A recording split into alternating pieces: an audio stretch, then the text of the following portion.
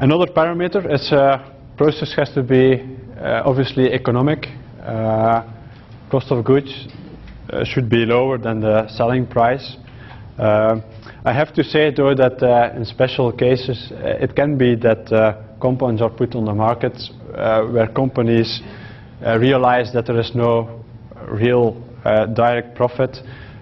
For example, Janssen has a collaboration with the Bill Gates Foundation for a TB compound. This is one example where at the end the cost to provide the medicine is less than the return on investment, but in general let's say that the cost of goods, and that is not only the active but it includes the formulation, the drug product, and for a complex formulation the cost of the formulation part can be higher than the cost of the active.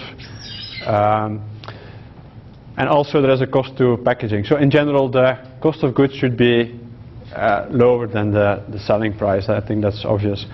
I already mentioned that coming with a second generation process it can be done, for example, to further improve the synthesis, to further reduce the cost of goods, but that's not a preferred scenario.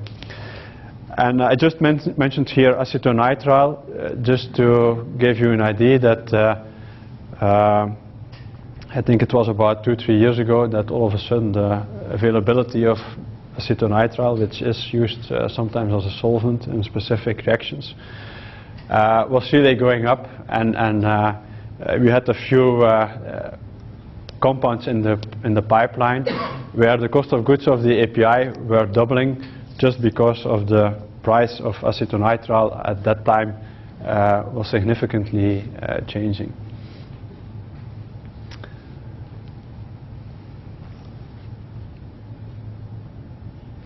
The good thing I would say that is that in general, if you optimize a process, optimize a synthesis, and you are reducing the environmental impact, at the same time you're also improving cost of goods. So in most cases these two criteria go hand in hand.